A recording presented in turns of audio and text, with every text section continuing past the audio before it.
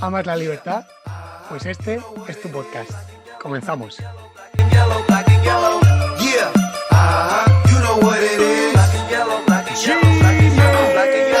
Muy buenas, sean ustedes bienvenidos una vez más a Don't Tread on Me, una serie de podcasts destinada a divulgar las ideas del liberalismo dentro del proyecto Value for All con la colaboración de Polynomics. Mi nombre es Ángel García y a mi lado, en esta ocasión, contamos con la presencia por segunda vez de mi gran amigo y compañero de carrera Manuel Belluga, as known as Manolo, como ya sabrán. Como ustedes saben, Manolo es ingeniero industrial y lleva varios años trabajando como tal, por lo que se puede decir que está bastante sensibilizado con el tema que nos trae aquí, el sistema de pensiones de nuestro país, de España. ¿Cómo te va, Manolo? Yo la verdad muy bien, no tengo quejas, aunque la verdad todo se ha dicho que yo soy también una persona bastante positiva, porque viendo lo que veo hoy en día uno en el telediario, pues quizás se le vienen las manos a la cabeza, pero bueno, como bien sabéis, nos conocimos Ángel y yo en la universidad y aparte de la pasión, entre comillas, por la ingeniería, compartimos también pues un interés en la actualidad, en analizar ciclos económicos, en el porqué de las cosas, en no creernos todo lo que nos dicen los medios de comunicación. Bueno, al fin y al cabo, personas inquietas. Exactamente, personas inquietas y bastante curiosas. Y bueno, tengo que decirle a nuestros oyentes que la idea de hacer este podcast no solo fue una idea de Manolo de cuando grabamos aquel podcast sobre el libro de Daniel Lacalle, Libertad e Igualdad, que él, tengo que decir que fuera de micrófonos me dijo que había que tratar el tema de las pensiones en España, entre otras muchas cosas, sino que es debido a la gran influencia del documental que ha producido el profesor Huerta de Soto, que como ustedes saben que tengo bastante predilección. Y nada, les recomiendo encarecidamente que lo vean. Se llama el documental Ni es justicia ni es social y el primer capítulo precisamente trata sobre este tema. Bueno, lo primero de todo, lo que hay que saber es que un sistema de pensiones, como la mayoría sabrán, es un mecanismo de pago que permite cobrar una renta monetaria de forma regular durante la jubilación. Los sistemas de pensiones actuales se pueden clasificar según el ente que los regula. Puede ser privado, como aquel gestionado por una entidad privada como un banco o una aseguradora, público, regulado por el Estado, o mixto, regulado y pagado por el Estado, pero con gestión del capital por parte de una entidad privada. A nadie se le escapa que en el caso de España hablamos de un sistema público de pensiones. Este tipo, a su vez, se subdivide al menos en dos grandes grupos, que son los asistenciales, aquellos que disponen de una pensión mínima similar para todos los trabajadores, financiada, por supuesto, vía impuestos, en los cuales depende del ahorro del trabajador disponer de una prestación complementaria mayor. Y luego están los contributivos. En ellos se percibe una cantidad que depende de las cotizaciones realizadas por el trabajador a lo largo de su vida laboral. Por lo tanto, cuanto más se cotiza, más se recibe. Sabiendo esto, podemos decir que nuestro país dispone de un sistema público contributivo. Hasta aquí todo es maravilloso, ¿no? Cuanto más pagas, más recibes en el futuro. Y tienes la promesa de papá Estado de que así será. No obstante, hay algo que falla. Perdón, Ángel. Ojo a lo de cuanto más pagas, más recibes. Luego, si quieres, me lo anoto por aquí y luego abordaremos ese tema, porque cuando investigas un poco, incides en ese tema, puede que no sea exactamente así. Bueno, pues perfectamente, Manuel. De todas maneras, te iba ya a dar entrada porque me gustaría preguntarte que quién decide el importe de la cotización. ¿Por qué? ¿Es ético que sea así? Bueno, yo no sé si es ético o no. La verdad es que vivimos en una sociedad en la que pensamos que somos sumamente libres y quizá no somos tan libres, partiendo de ahí. Incluso yo diría que, bueno, lógicamente, ¿quién decide esas cotizaciones? El gobierno. O sea, el gobierno, y nunca en la vida se ha preguntado al ciudadano si le parece bien ese tanto por ciento, ese margen de cotización, si hay que aumentar las cotizaciones sociales o no. Nunca se le ha preguntado a la sociedad. Y por eso digo muchas veces, ¿somos realmente libres? ¿Por qué nadie sabe de esto? ¿Por qué nadie sabe? Tú le preguntas a una persona, ayer lo hablábamos por WhatsApp, sobre cuando estábamos quedando para ver cuando hacíamos el podcast, ¿cuánta gente sabe realmente que lo que él cotiza las cantidades que cotiza para la seguridad social, o el porqué de esa cotización, o cuánto se le ha subido año a año esa cotización, o cuál ha sido el cambio de estos últimos 20 años y el incremento y cómo ha ido fluctuando las cotizaciones sociales. ¿Por qué nadie lo sabe? Porque no interesa que se sepa. Y bueno, pues como bien sabemos, Ángel, pues somos menos libres de los que nos gustaría y al final esas cotizaciones sociales vienen impuestas por un gobierno y no solamente impuestas al ciudadano, sino impuestas al sector económico y el sector industrial que tenemos en este país, que se ve ya muy afectado por estas altas cotizaciones que se ven obligados a pagar cada vez que contratan a un nuevo trabajador. Completamente de acuerdo, Manolo. Bueno, yo iría más allá y diría que vamos, no es para nada ético que sea un ente regulador el que decida lo que tú cotices, por mucho que el sistema de pensiones funcione como vamos ahora a explicar que funciona. Por Bueno, hacer un símil, si tú dices tú, no quiero depender del... Yo quiero apostar dentro de mi país libre, quiero apostar por mi sanidad privada, quiero apostar por mi educación privada, quiero ganarme, por así decirlo, mi futuro. No existe la posibilidad de, no digo no pagar, lógicamente no, hay que contribuir, para eso estamos en un estado de bienestar, quizás no todo lo ideal que queramos, pero creo que el sistema debería ser muchísimo más flexible para esa gente que no quiere ceder tanto dinero o quiere preocuparse por crear su patrimonio para poder tener su jubilación asegurada, pues debería de poder ser libre de aportar un mínimo de capital. Pero bueno, estoy adelantándome mucho. Esa es mi opinión. bueno, sí, ya se empiezan a ver las diferencias de opiniones, pero bueno, que por supuesto para eso estamos. Que realmente si todos pensásemos igual, todo sería muy aburrido, desde luego. Pero más allá de entes reguladores, los sistemas de pensiones también se pueden clasificar según el sistema de pagos en el que se basan. Por un lado está el sistema de reparto, aquel por el cual las cotizaciones de los trabajadores se emplean para pagar las pensiones de los jubilados de ese momento, de cuentas nocionales. En ellos, la pensión del trabajador cuando se jubile depende de sus aportaciones a una cuenta individual de la que dispone desde que empieza a trabajar, de capitalización, que son aquellos que se emplean sobre todo en el ámbito privado, basado no solo en las aportaciones monetarias que se realizan, sino también en la rentabilidad de estas. Es decir, la entidad privada intenta invertir las cotizaciones del trabajador, lo que va pagando, para aumentar la renta de jubilación que el trabajador recibirá en un futuro.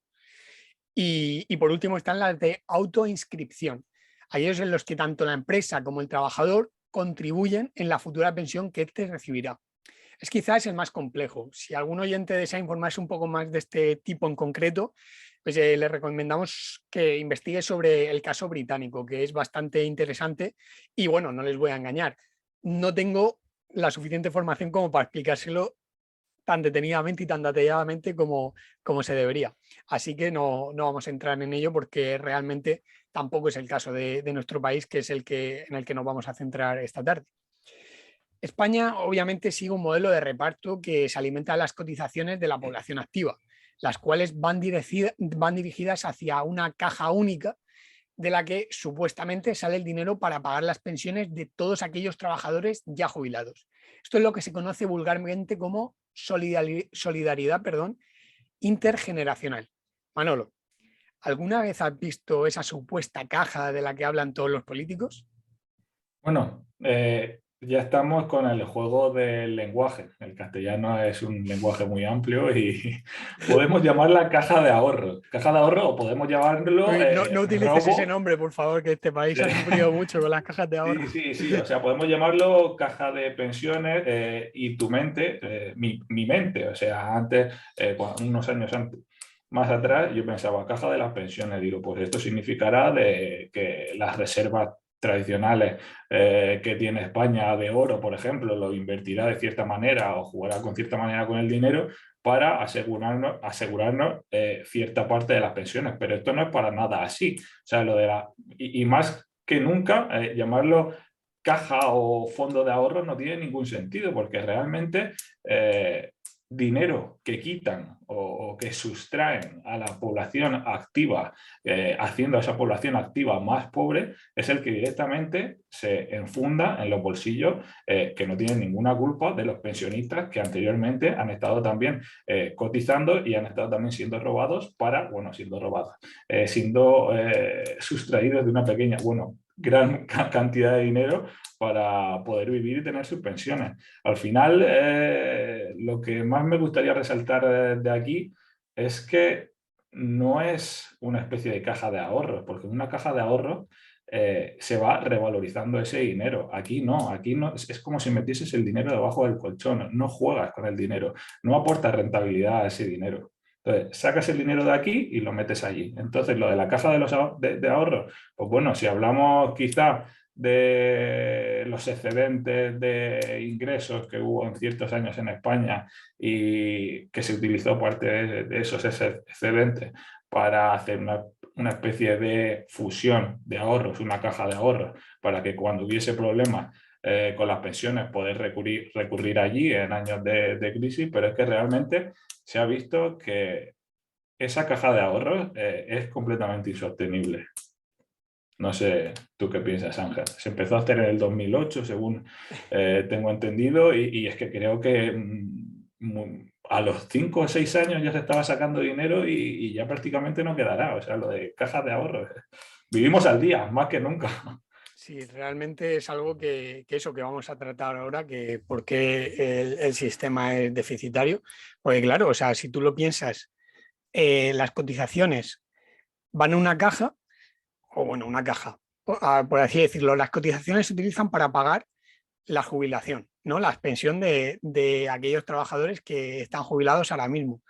Pero es que es un sistema que en el momento que haya, o sea, que el valor de las pensiones sea superior al de las cotizaciones, no funciona. O sea, es tan sencillo como matemáticas. Entonces, va a generar, o sea, va a tener que sacarse ese dinero de otro lado, ya sea con deuda o de ingreso por otras vías. Pero bueno, a mí lo que me gustaría centrarme es de ese juego con el lenguaje que hacen los políticos, porque realmente ellos dicen que esto es un modelo de solidaridad intergeneracional, lo repito. Pero Yo lo llamaría estafa piramidal, pero sí, bueno, o luego sea, explicaré por qué. ese es un nombre más adecuado, porque es que, o sea, es desvirtuar la palabra solidaridad completamente. La solidaridad implica voluntariedad. La solidaridad no es algo que se tenga que hacer forzosamente. Y ya hemos hablado de que este sistema pues obliga a que la gente pague la pensión de otra gente. Pero no lo deciden ellos, sino que están obligados por el gobierno. Entonces, ¿es esto solidario?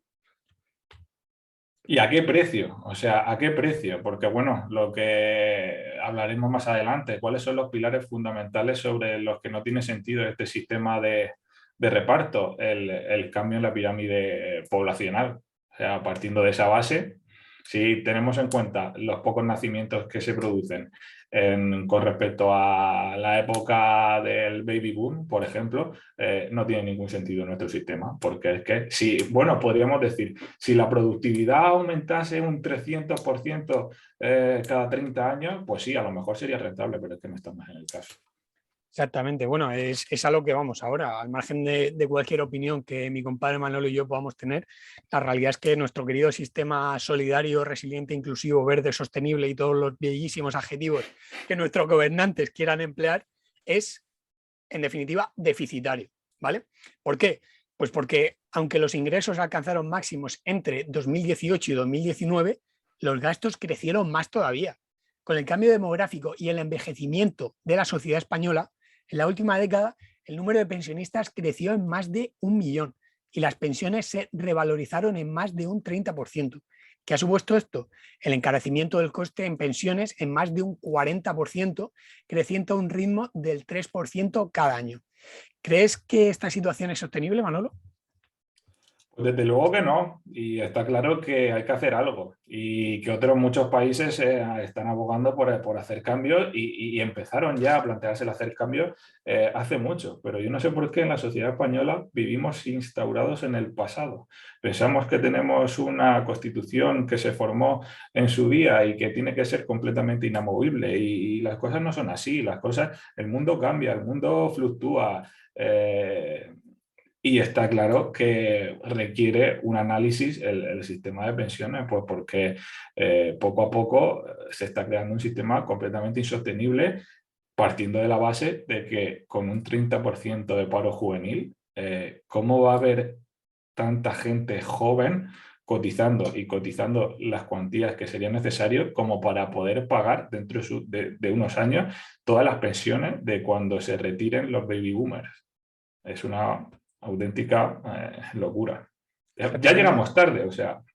Completamente, completamente de acuerdo, pero como decía Rubalcaba en su momento, ¿no? El que venga detrás que arre.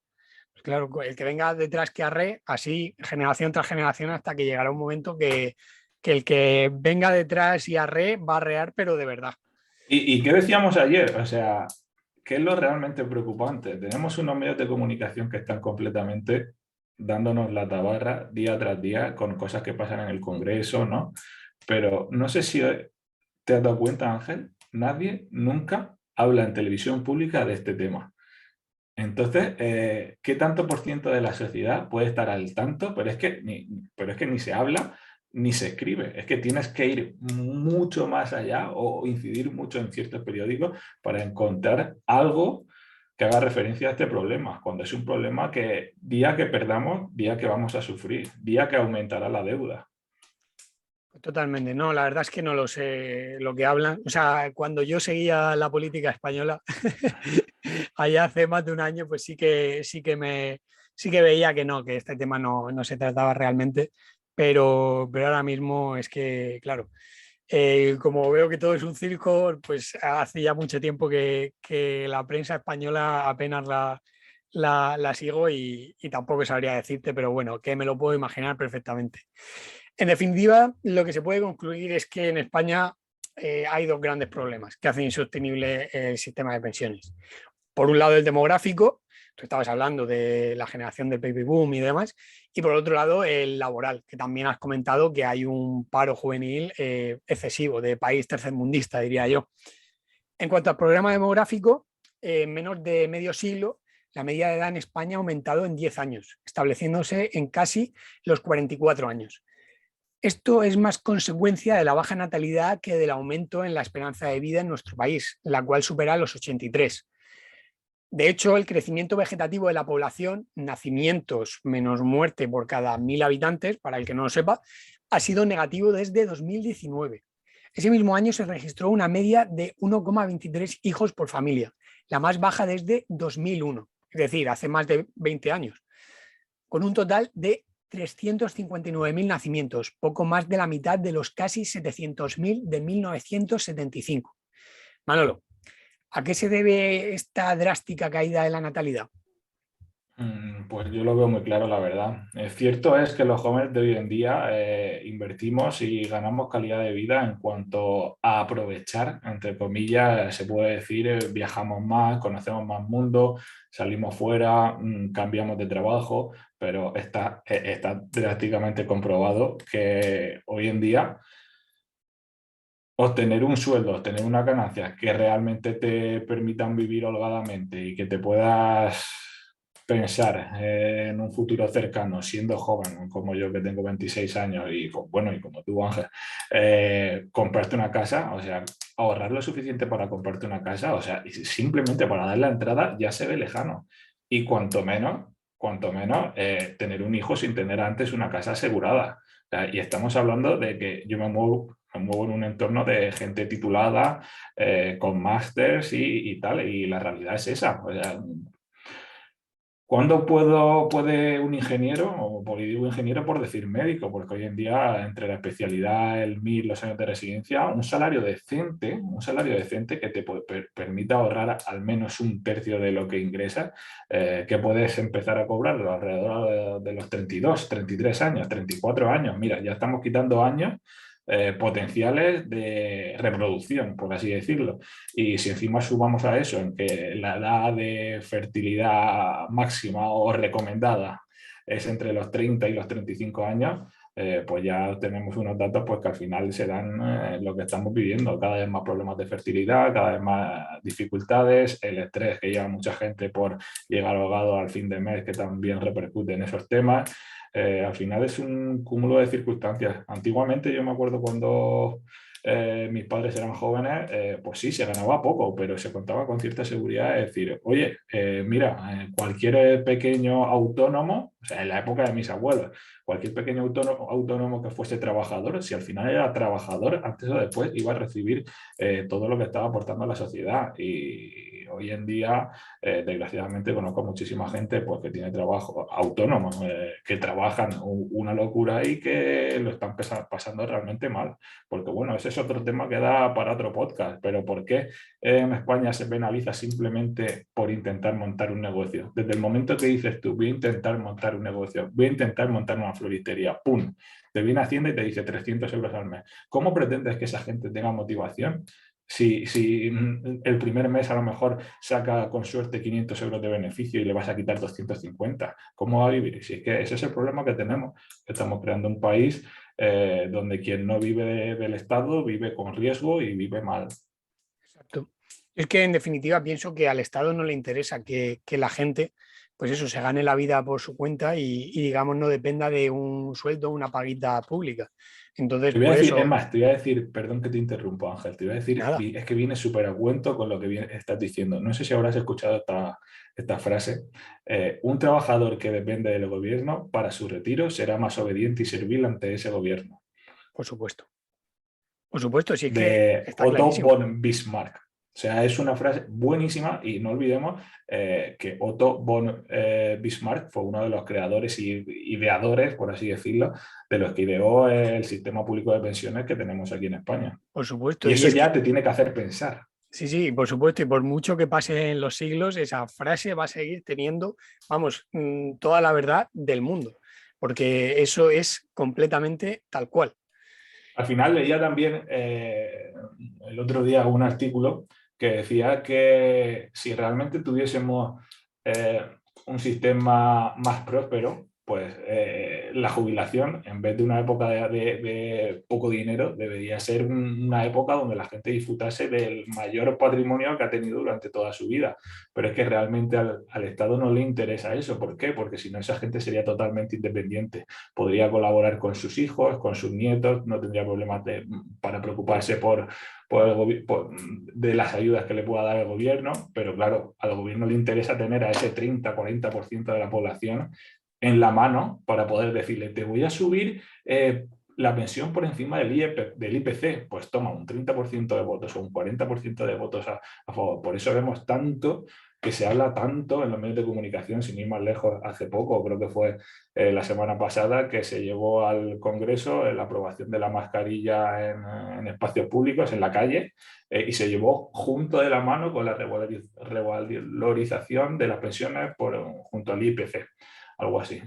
Las dos cosas de la mano, ¿por qué? Porque nadie va a votar en contra de revalorizar las pensiones porque es que pierde un 30%, 40% de los votos directamente. Al final todos son tristemente temas políticos. Exacto. Al final, quien domina el Estado lo que le interesa es que todo el mundo sea dependiente de él para que le sigan votando. Entonces, realmente los gobernantes se han dado cuenta de algo bastante razonable, que es que la gente prefiere estar segura a ser libre. Entonces, es lo que están explotando. De hecho, es una frase que se dice en la película que salió en 2016, creo, del caso Snowden. La gente no quiere ser libre, la gente quiere estar segura y que estén seguros sus hijos, etcétera.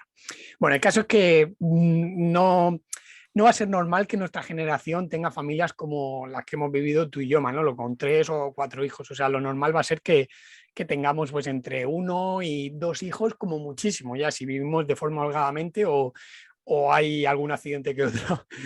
Pero bueno, poniendo el foco en el problema laboral, con fecha de julio de 2021, España superaba los 9,8 millones de jubilados y la población ocupada era ligeramente inferior a los 19 millones, cotizando, pero quitando ERTES y autónomos con cese de actividad. Es de más o menos 18,9 millones de personas. Por este motivo, a este ritmo de envejecimiento poblacional hay que ser muy atascado para pensar que se va a superar el mínimo de 2 cotizantes por pensionista para que el sistema de pensiones sea sostenible. El ejemplo que tenemos en países de nuestra órbita como Suecia, los salarios medios son muy superiores a los de España y aún así tuvieron que modificar su sistema de pensiones a un mixto público-privado por la insostenibilidad del sistema. ¿Conoces algún otro país que haya tenido que modificar su modelo para que pueda ser sostenible? Pues la verdad es que existen muchos países que ya o han estado cambiando de modelo o lo cambiaron ya hace años y los resultados han sido satisfactorios. Te puedo comentar unos cuantos así brevemente. Israel, por ejemplo, tiene un sistema mixto en el que asegura una renta mínima a toda la población, a cualquier persona, de 350 euros.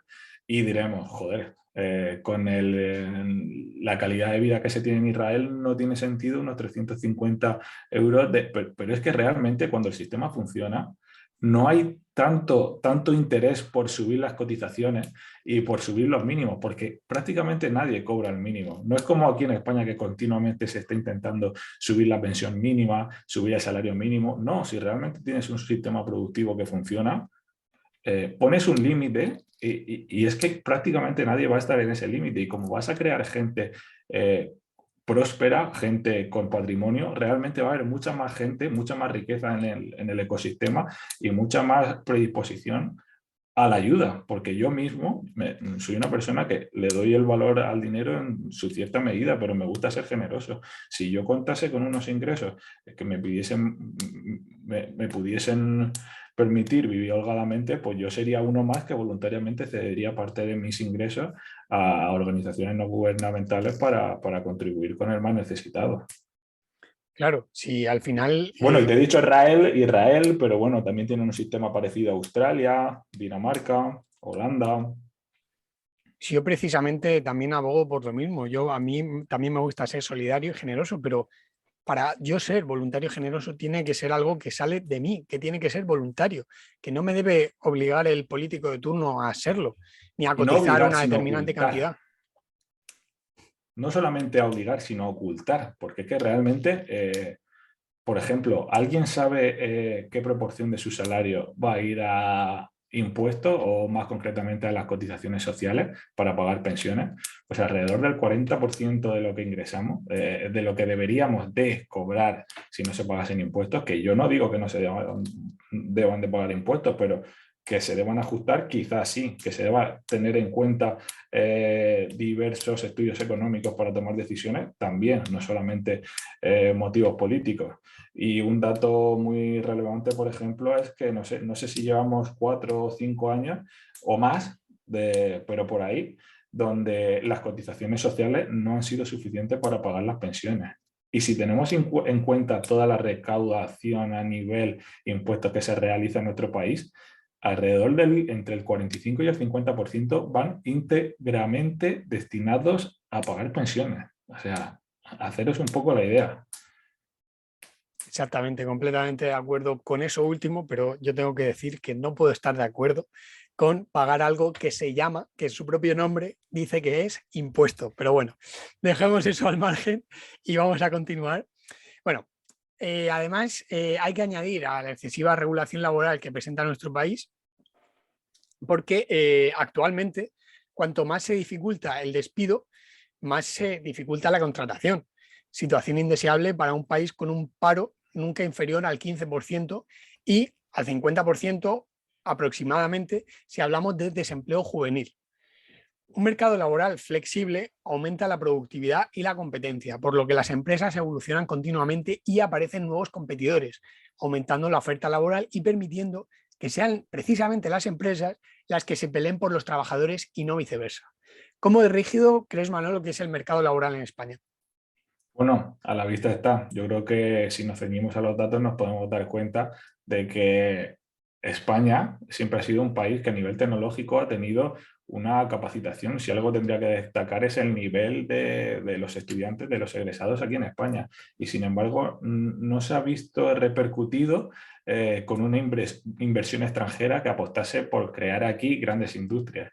¿Y por qué es? Pues claramente porque las empresas aquí están maniatadas y no se genera un entorno, un ecosistema favorable a la creación y desarrollo de nuevas empresas. Entonces, al final, hoy, por ejemplo, hemos tenido una charla en mi trabajo en la que nos explicaban el sistema de ingresos, el sistema no de cotizaciones, que tengo la palabra metida en la cabeza, sino las diferentes bandas salariales y tal en las que nos podíamos mover en la empresa.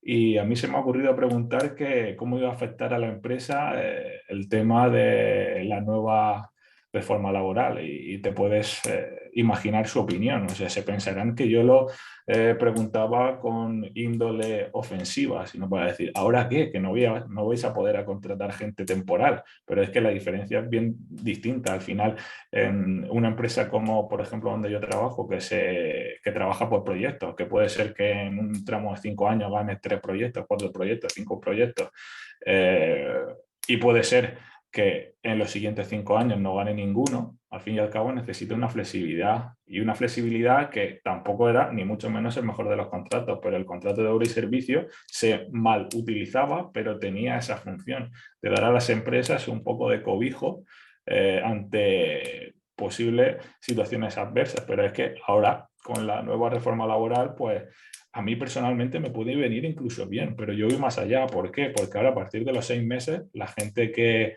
firma un contrato a partir de los 6 meses tiene que pasar directamente a la calle o a indefinido. Y eso va a ser un problema, porque al final este tipo de empresas y las pequeñas pymes que se prueban y contratan a alguien y a los 6 meses corren riesgo y lo tienen que hacer indefinido, si la empresa va mal y tiene que empezar a despedir gente, es abusivo las compensaciones por despido que tienen que hacer. Al fin y al cabo, maniatamos a las empresas. Entonces, ese tampoco es el mejor camino hacia una sociedad próspera. Sí, desde luego. Obviamente, si la empresa se deshace del trabajador, el trabajador no tendrá trabajo, pero si el gobierno con este tipo de regulaciones se deshace de las empresas, el trabajador tampoco va a tener trabajo. Bueno, en definitiva, ¿cuál es la solución mágica de Falconetti y su séquito? Pues compensar el mastodóntico agujero de la seguridad social con enormes subidas de impuestos a los desgraciados contribuyentes, generando pues, un brutal impacto en el crecimiento, el empleo y en la inversión. Y aumentando la edad de jubilación. Exacto. Lo que a su vez refuerza la insostenibilidad del sistema, puesto que reduce su capacidad de recaudación. Un modelo de reparto como el español requiere una intensa actividad laboral que aporte los suficientes ingresos a la seguridad social.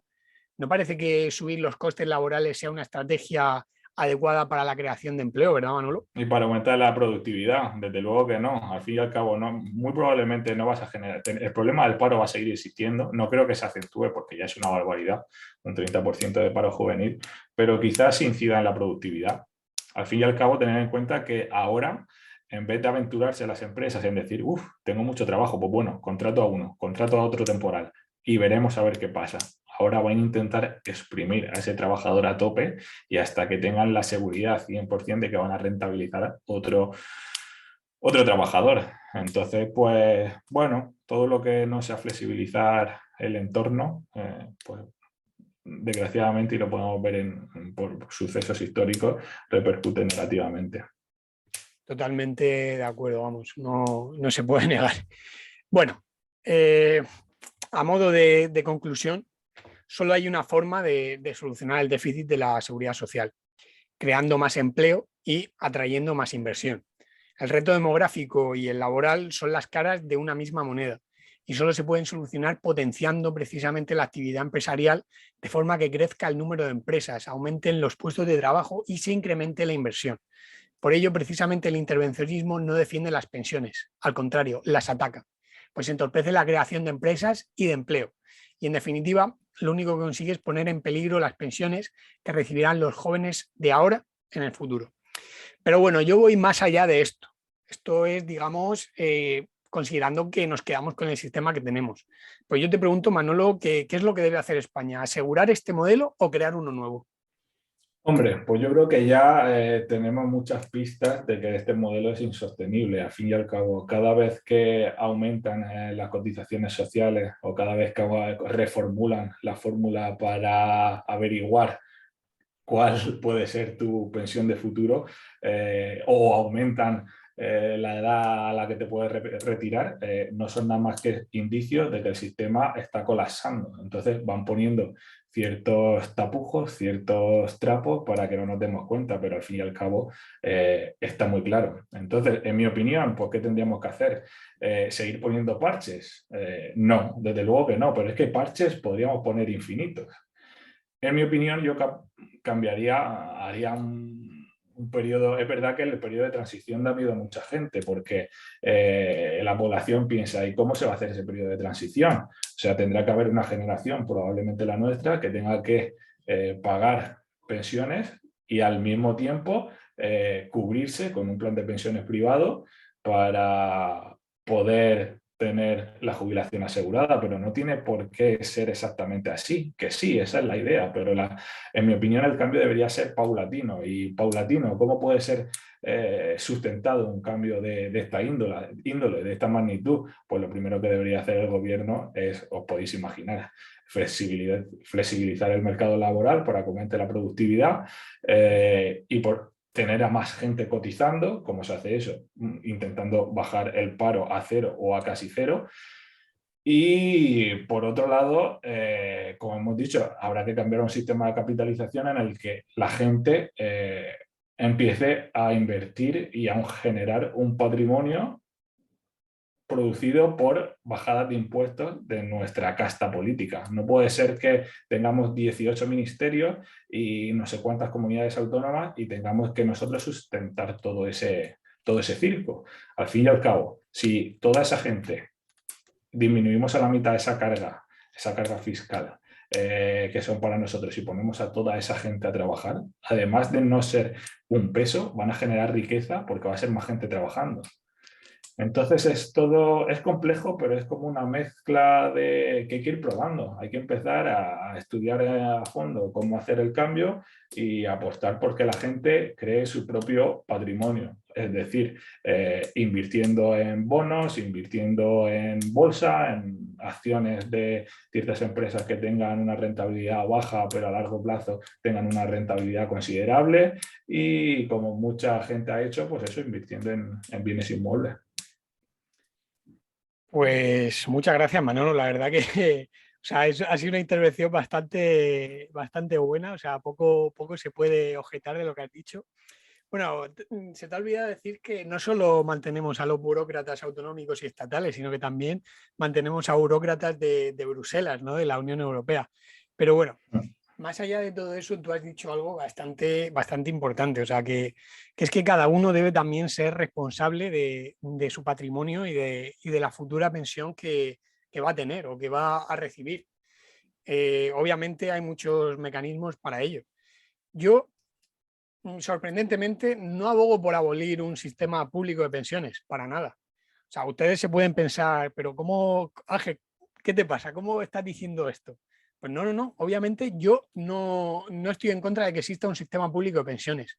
Yo simplemente estoy en contra de que ese sistema sea un monopolio, ¿de acuerdo? Que tengas que forzosamente estar metido en ese sistema. A no ser que te vayas a otro país, por supuesto. Pero tú debes elegir si quieres estar o no, ¿de acuerdo? Y ese sistema debe a su vez competir con otros sistemas distintos, que pueden ser, pues, muchísimos. Manolo ¿Sabes ha qué citado pasa, algunos. Ángel? Claro, ¿sabes qué pasa, Ángel? Que si de verdad la gente, si de verdad dejasen a la gente elegir, quizá pocos serían al principio los valientes que se adentrarían en el mundo de labrarse su propio futuro, pero luego sería tanta la gente que tiene mejores resultados que es que colapsaría el sistema y todos estos políticos no perderían completamente el control. Claro. Entonces, eso es lo que nos interesa. Claro, claro, pero perderían el control por el bien de la gente a la que gobiernan. Pero es que mucha No gente se olvidemos, piensa... sí, perdón Ángel, no olvidemos una cosa. El Estado quiere mantenernos con poco dinero, con pocos ingresos, que invirtamos todo lo que ganamos, que lo invirtamos en la sociedad, pero no en grandes magnitudes. ¿Por qué? Porque imaginaros, si yo genero, yo tengo 20 años y desde que tengo 20 años, en vez de fundir mi dinero en restaurantes y tal, o en vez de meter el dinero en una caja y no sacarlo, empiezo a invertir en bonos, empiezo a invertir en acciones, empiezo a invertir en comprarme en una hipoteca para comprarme a largo plazo una casa, luego cuando me pague la primera, una segunda casa y así sucesivamente. Realmente, cuando yo llegue a la edad de jubilación, mis alquileres y mis ingresos van a hacerme totalmente libre, pero es que no solo eso, sino que toda esa riqueza no la voy a perder cuando muera, sino que va a pasar a mis descendientes. Y si me muero, no la perderá mi esposa, como pasa ahora con las pensiones, que por ejemplo, si una persona se queda viudo o viuda, directamente pierde el 50% de lo cotizado por su pareja. O sea, es que estamos hablando de que el sistema saca tajada de todo. Y si el sistema de cotizaciones sociales, de pensiones actual desaparece, sería el fin de la casta política como la conocemos. Claro. No sé tú qué opinas, Ángel. Sí, sí, sí, no, completamente de acuerdo. Eso es precisamente lo que disuade a los políticos de acabar con ese sistema. Pero es que el problema es que mucha gente piensa que no, que acabar con este modelo que tenemos va a ir en detrimento de la gente a la que gobiernan. Porque dicen, no, no, no, es que hay mucha gente irresponsable que si no le fuerzan, luego ellos no construyen su patrimonio adecuado para su jubilación y claro, luego cuando son mayores y no pueden trabajar y tal, se mueren de hambre. A ver, si somos libres de fumar y morirnos por un cáncer de pulmón, somos libres de no ahorrar y el día de mañana no tener para nada nuestra jubilación. Que eso no tiene por qué significar morirnos de hambre, porque ahí es donde entra precisamente la solidaridad. Porque yo considero que eso, que ante la necesidad del prójimo, pues mucha gente pues se volcaría solidariamente con ese tipo de situaciones. Pero bueno, Ángel, también hay gente pobre hoy en día.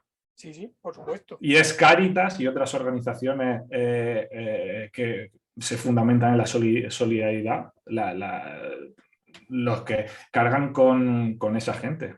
Entonces, tampoco estamos salvados con un sistema como el actual de no tener gente pobre o pasando hambre. Y es más, yo te quería adentrar también un tema que a mí me causó especial interés.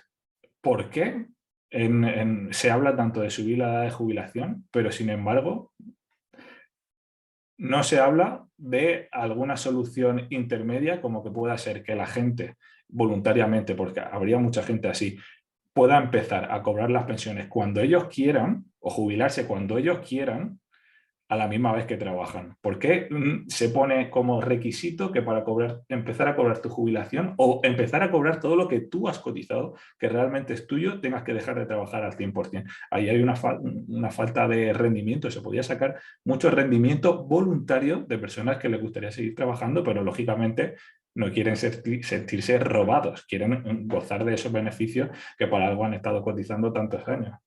Por supuesto, por supuesto. O sea, completamente de acuerdo. Y ya no solo falta de rendimiento, sino falta de libertad, de no poder decidir lo que hacer realmente tú con tu propia vida. Que sea el Estado el que, pues eso, te quiera organizar cómo vives tu vida y cómo vives pues tu jubilación, que es un momento pues que deberíamos ser, vamos, debemos ser siempre libres, pero sobre todo en nuestra jubilación, que nos lo hemos ganado, joder. Y bueno, yo en definitiva lo que abogo es por eso, porque haya una competencia de sistemas, pues que la gente pueda decidir entre el sistema público gestionado por el Estado, que obviamente, como todo lo gestionado por el Estado, va a ser tan ineficiente que la inmensa minoría de la gente va a abogar por ese o va a preferir ese modelo. Que la gente, pues eso, pueda ahorrar metiendo el dinero debajo del colchón, que la gente pueda invertir en un fondo a modo de inversión pasiva para que otros gestionen su patrimonio por supuesto, cobrándole comisiones. Que pueda hacer inversión activa, como tú has dicho, Manolo, que yo pueda coger y invertir en acciones, en criptomonedas, en esto y en lo otro, sin que venga el político de turno o el sicario de la agencia tributaria de turno y me sable impuestos por hacer eso. Es que la gente de verdad piensa que realmente lo hacen por nuestro propio bien, pero es exactamente como tú dices, Manolo, no lo hacen por nuestro propio bien, lo hacen por perpetuarse en el poder y, si se puede, aumentar todavía más el poder que tienen sobre nuestras vidas y sobre nuestra capacidad de decidir. Desgraciadamente, cuanto peor nos vayan las cosas, más sujetos al Estado estamos. ¿Por qué? Porque una pequeña ayudita del Estado más feliz nos va a hacer. Y yo lo vivo en mis propias carnes. Como el cambiar de contrato de obra y servicio a cambiar bien definido, dices tú, hostias, pues qué bien. Pero bueno, eso hay que mirarlo con una vista más de trasfondo, porque todo tiene un sentido y todo tiene un porqué. Y al final es eso, hacernos, vincularnos al gobierno existente y decir, mira qué bien, mira cómo ha influido en mi vida este gobierno. Es que para que si nosotros de verdad tuviésemos una vida libre y próspera, es que nos debería de dar prácticamente igual quien gobernase. Porque tú tendrías tus ahorros, tú tendrías tu seguridad y tú sabes que te has ganado tu seguridad.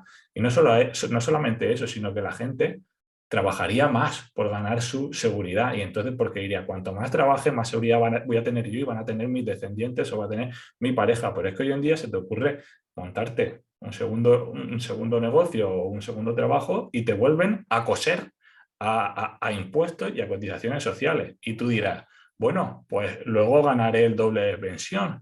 Pues no tiene nada que ver, porque las pensiones, existe una pensión máxima, que eso se me había olvidado comentarlo, pero una pensión máxima suena muy bien decir máxima. Cambia la palabra por pensión limitada. Por más que trabaje, no voy a ganar más de X. Entonces ya matas las ganas de trabajar o trabajar extra o sacar más rendimiento, aumentar la productividad de ciertas personas. Exactamente, es completamente desincentivar que la gente trabaje más y se quiera esforzar más, porque no va a adquirir un mayor beneficio por ello. Entonces, realmente... Ese es el juego de las palabras al que estamos sujetos hoy en día, o cuando te dicen pensión vitalicia, ingresos vitalicios.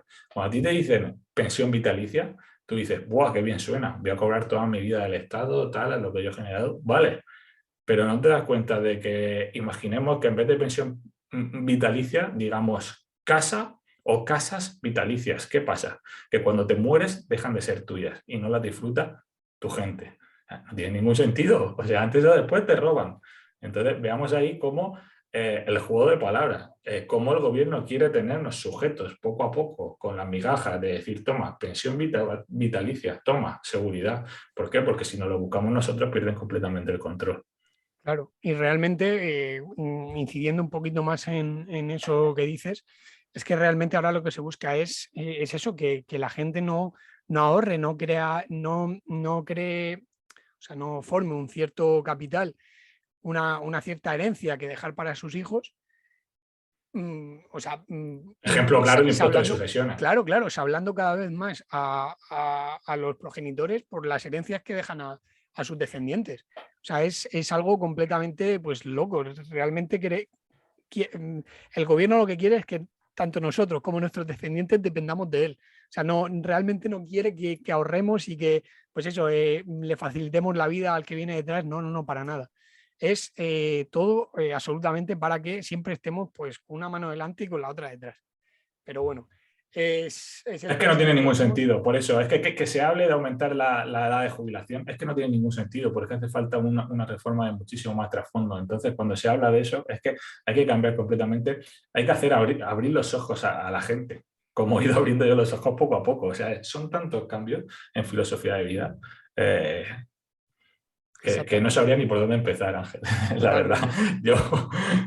Pues hay que empezar básicamente por eso, por la batalla cultural, la batalla de las ideas y que la gente, pues lo primero de todo, conozca la realidad y ya después, pues intentarles traer poco a poco, pues eso, barrer un poco para casa para que cada vez piensen más como nosotros, no que piensen exactamente como nosotros. Tú y yo tenemos muchas diferencias ideológicas y de pensamiento y no pasa nada, pero en definitiva, yo creo que en lo fundamental, que es en que cuanta menos intervención mejor, estamos de acuerdo. Y es a lo que debemos aspirar, a que la gente también pues piensa eso. Y en el caso concreto de las pensiones, que sean conscientes de que no es su derecho el día de mañana cobrar una determinada pensión.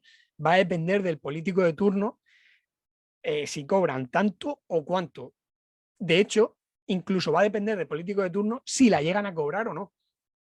Es que piensa lo que estás diciendo. Es que ¿a qué fondo de inversión vas a meter tu dinero y te dice, no sé qué interés tiene, no sé si lo podrás sacar, no sé lo que llegarás a cobrar? No tiene ningún sentido.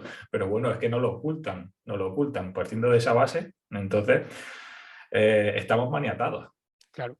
Y es triste que realmente a día de hoy, con tanta regulación, tanto impuesto a que se ven sometidos ese tipo de vehículos para, digamos, el día de mañana tener un extra en tu pensión, mucha gente aboga por ellos desconfiando del Estado. O sea, incluso cuando, digamos, estos modelos tienen una zancadilla puesta, mucha gente se fía más de ellos que del propio Estado, pero es Es que que es mira si razonable. dañan, claro, mira si daña las opiniones que se vierten desde los políticos, desde los medios de comunicación, que yo mismo, ahora últimamente estoy cambiando de parecer, pero veía como las inversiones en bolsa, tú lo ves como el demonio, lo ves como la película del lobo de Wall Street, vas a terminar drogándote en la cárcel, en la ruina, y dices, no, mejor mantengo mi dinero guardadito en el banco.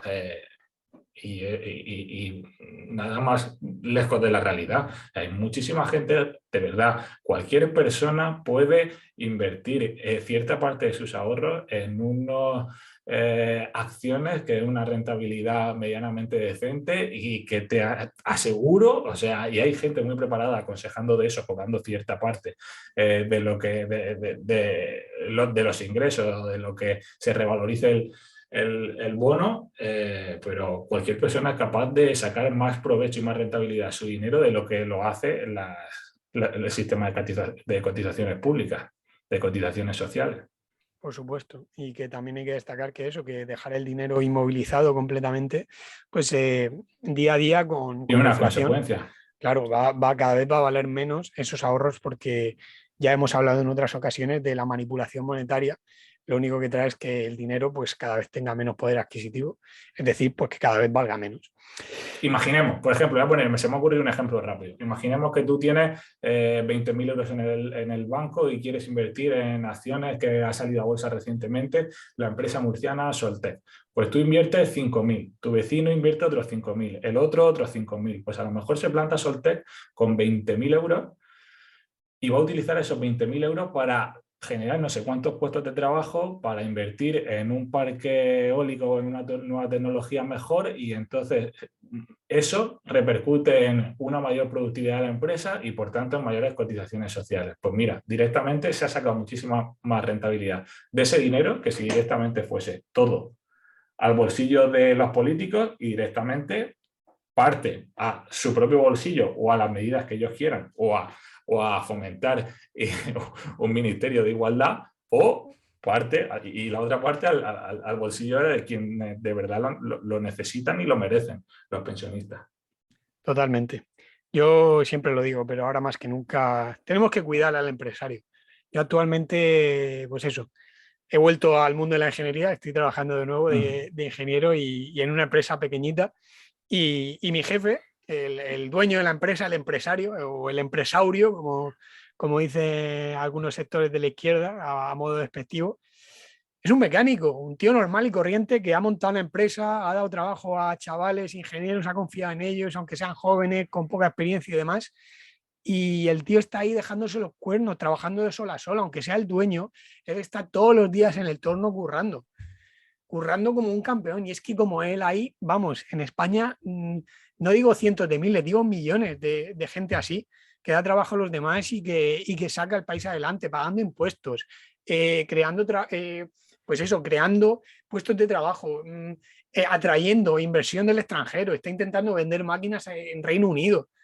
Y es que es lo que necesitamos ahora mismo. Si no, desde luego el país, pues eso, va a ir cada vez peor Pero y hace falta, gracias a Dios, las redes sociales y los medios de comunicación internautas están colaborando con este lema o con este mensaje de tener un plan B por si todo se corrompe y todo quiebra. Pero es que, desgraciadamente, este altavoz todavía no es lo suficientemente grande como para llegar, que digo yo, al menos al 10% de la población. O sea, verdad que las nuevas generaciones quizás pues van a salir con los ojos un poco más abiertos, menos inculcados por lo que es la izquierda y lo que es la derecha, porque ha perdido completamente el sentido de lo que es la izquierda y lo que es la derecha. A mí, que hoy en día me digan eres de derecha, eres de izquierda, directamente quien me tache de ser de izquierda o de derecha, yo digo, tú eres un ignorante, no sabes lo que estoy hablando, porque es que es como dices tú, Ángel, es que es ir en contra del sistema actual. Entonces, que te digan ser de derecha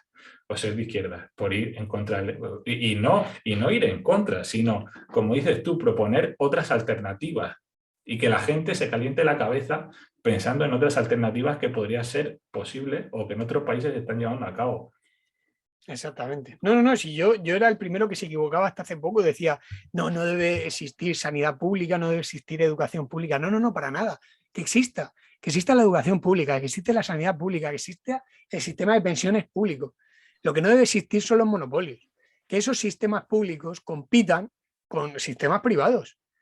O sea, que en definitiva haya una liberalización del sector y que pues el Estado sea un competidor más de ese mercado libre, simple. ¿Sabes qué veo yo muy claro, Ángel, con respecto a lo que has dicho? Por ejemplo, he vivido casos cercanos, tengo muchas familias que son sanitarios, de hospitales, donde me cuentan auténticas barbaridades de empleados que llegan tarde, empleados con falta de motivación, empleados que responden mal a supervisores, y yo pienso, esto es lo que produce el sistema público. Tenemos una sanidad pública increíble, pero es que aún podría ser mucho mejor con un poco de competencia. ¿Qué quiero decir con un poco de competencia?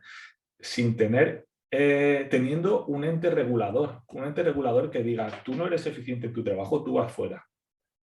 Porque es que, al fin y al cabo, el ser humano tiende a acomodarse. Y si no tienes un poco de presión de decir, voy a hacer mi trabajo bien, voy a echar mis horas de trabajo bien, al final termina relajándose y terminan faltando eficiencia. Termina siendo una baja de eficiencia en ciertos sistemas públicos que al final, el otro día también viajaba, eso es lo enriquecedor de viajar en BlaBlaCar. Llevé a un chico en BlaBlaCar que trabajaba como investigador en una empresa adjunta que daba cierto dinero a un servicio de la universidad para que investigasen por ellos. Pues vivían a base de las subvenciones del Estado y subvenciones o pago de esta empresa para que haga ciertas investigaciones. Pues me decía allí que allí trabaja la mitad de personas. Habían ciertas personas que manejaban el monopolio de la investigación, trabajaban ciertas personas, y muchas personas, incluidos becarios, son los que estaban ahí de sol a sol investigando. Y otro tipo de personas, pero claro, como a lo mejor esa persona es la encargada de recibir todas las subvenciones o de conseguir las subvenciones porque tiene algún tipo de amigo o algún tipo de relación con el gobierno, pues esa persona tiene que estar en ese puesto. Cuando realmente a lo mejor a nivel práctico, a nivel laboral, no está aportando ninguna rentabilidad al sistema. Entonces, todo lo que sea la subvencionar desvirtúa el sistema de potencial de las empresas, porque hacen que se potencien o que se desarrollen forzadamente unas empresas a costa de otras que no están recibiendo ayuda, que no pueden despegar, no pueden posicionarse como las mejores. Entonces, al final, el tema de... hemos empezado hablando por el tema de las pensiones, y es que salen temas, por todo está relacionado. Exactamente, todo se ramifica y bueno, completamente de acuerdo. Ahora mismo, pues el enchufismo, el amiguismo, pues está a la orden del día y bueno, y desde luego que la subvención no es algo que beneficie al sistema, sino que todo lo contrario. O sea, tú para meter dinero en un lado lo tienes que quitar de otro, y es precisamente lo que hace el gobierno con el sistema de subvenciones que maneja. Pero bueno, antes has dicho una cosa muy interesante de que todavía seguimos etiquetando entre izquierdas y derechas.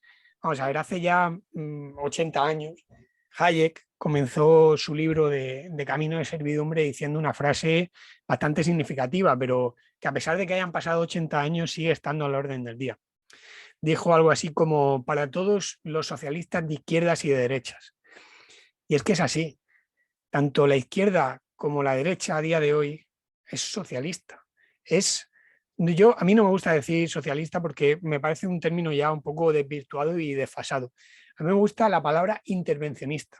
Ahora mismo el establishment es el intervencionismo, que es precisamente lo que provoca, pues eso, la carencia de prosperidad en países como el nuestro. Por eso, ahora mismo, lo importante, en una situación como la que tiene nuestro país, es precisamente cuando se decide si España va a terminar siendo un país como es ahora mismo Argentina o un país como es ahora mismo Irlanda, que hasta hace no mucho también vivía una profunda crisis y tuvo un rescate de la Unión Pues sin ir Europea. más lejos, Portugal, el crecimiento incipiente de los últimos años de Portugal, con un gobierno socialista. Exactamente. Si vamos por el camino del intervencionismo, desde luego que nos vamos a convertir en Argentina. Si vamos por el camino de la liberalización de la economía, del libre mercado, de la libertad, desde luego, yo estoy 100% seguro que no es que ya como Irlanda, vamos a estar mejor todavía, porque es que España tiene un capital humano y una capacidad que desde luego es envidiable a nivel internacional. O sea, no creo que nadie me pueda, pues eso, encasillar como patriota, ni como nacionalista, ni nada parecido. Yo, desde luego, tengo una visión bastante internacionalista y aunque yo tenga especial cariño por España, porque es donde he nacido, para nada pienso que en España somos los mejores, ni muchísimo menos, pero que es evidente, o sea, el carácter que tenemos y las condiciones climáticas que tenemos y un sinfín de condiciones hacen que podamos incluso superar a un país como Irlanda, que es a día de hoy el país de la Unión Europea con mayor PIB per cápita. Entonces, eso, yo creo que el camino es menos intervención y más libertad. Así que nada, Manolo, no sé si se te ha quedado algo en el tintero que quieras añadir. Yo desde luego me he quedado a gusto. Pues solamente, o sea, tengo infinidad. Seguro que se me han quedado muchas cosas en el tintero, pero bueno, quería finalizar dando solamente unos datos sobre el sistema actual de pensiones. Investigando, he encontrado un estudio del banco BBVA en el que daba, tras una investigación, daba unas conclusiones muy claras y concisas. Si no cambiamos el sistema de pensiones, actualmente estamos generando gasto, pero todavía un gasto medianamente decente, que no nos lleva a la quiebra por ahora. Y actualmente se está cobrando en torno al 80% de tu mejor salario una vez te retiras, una vez eres jubilado.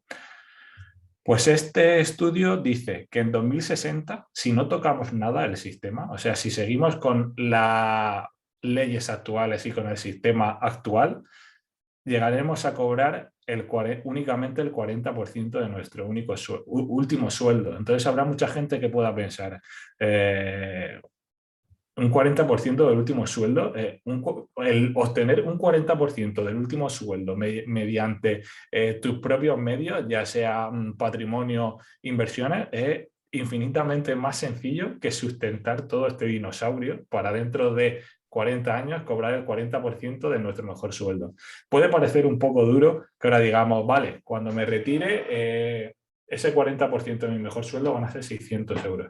Pues imaginarse, si no hay maneras hoy en día, que aún somos jóvenes, de plantearte cómo generar en un futuro 600 euros al mes. Si hoy en día te compras un piso y con 600 euros de alquiler al mes, ya lo alquilas y con esos 600 euros, sin tener en cuenta luego el tener que pagar el IBI y todo, que esperemos que de cara al futuro se mejore, pero bueno, quería terminar con ese mensaje a la gente y las nuevas generaciones de hoy en día, no de preocupación, sino de intentar que ellos fomenten esa individualidad a la hora de ganarse su pensión del futuro.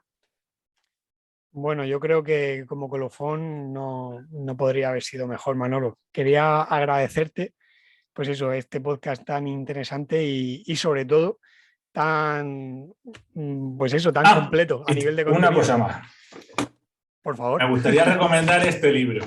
O sea, es un libro muy sencillo, que cuesta 6 euros en Amazon y que me lo he leído para completar todos mis conocimientos y me ha servido de verdad para abrir la mente, porque va más allá. No es tanto de datos y números y estadísticas, sino de hacerte preguntas que te hagan replantearte el porqué de las cosas. Se llama Pensiones Públicas, la esclavitud de nuestra época. Lo compré, casi totalmente aleatoria, de manera aleatoria. Y está escrito por Gregorio Hernández Jiménez. De verdad, un libro corto, o sea, unas 80 páginas, con una serie de preguntas y respuestas que de verdad te hacen abrir los ojos. Lo recomiendo encarecidamente. Ángel, si no lo tienes, te lo dejaré yo. Me lo he leído en 3 días. Oye, pues mira, ya estaba pensando en comprármelo, pero si me lo dejas, oye, esos 6 euros que me ahorro. Pues nada, Manolo, de verdad que muchísimas gracias por el esfuerzo. Desde luego que de contenido no podría haber sido mejor el podcast. Obviamente hay gente que explica mejor todo esto, mucho mejor que nosotros. Tú y yo, al fin y al cabo, somos dos aficionados a lo que es la economía y la política, que bueno, que nuestra profesión es otra, pero que disfrutamos pues tanto informándonos como debatiendo. Así Sinceramente, que y lo digo de verdad, ojalá y en algún futuro podamos tener muchísimos más conocimientos y podamos aportar algo a la sociedad, porque creo que esto sí es una manera bonita de vivir, el decir, mira, he contribuido a formar una sociedad mejor. pues sí, yo siempre lo digo, el día que Polynomics pegue el petardazo, yo vamos, me dedicaré en cuerpo y alma al proyecto. Pero bueno, hasta entonces hay que seguir trabajando, ahorrando y desde luego no confiando en que el político de turno nos vaya a conceder una pensión o cualquier paguita que se le ocurra. De nuevo, Manolo, muchísimas gracias, tío, y nada, un abrazo enorme para Gracias ti. a ti, Ángel, un placer. Tendremos que calentarnos la cabeza a ver si me vuelves a invitar otra vez. Por supuesto que te voy a volver a invitar. El que repite ya es colaborador permanente. Así que eso, muchos recuerdos para la familia, para Sonia y nada, que vaya todo Igualmente, genial y que no nos te veremos pille el pronto. bicho. Este fin de semana estoy por Murcia, así que ya sabes. Pues nada, va a ser un buen momento entonces. Un abrazo. Venga, Ángel, hasta luego.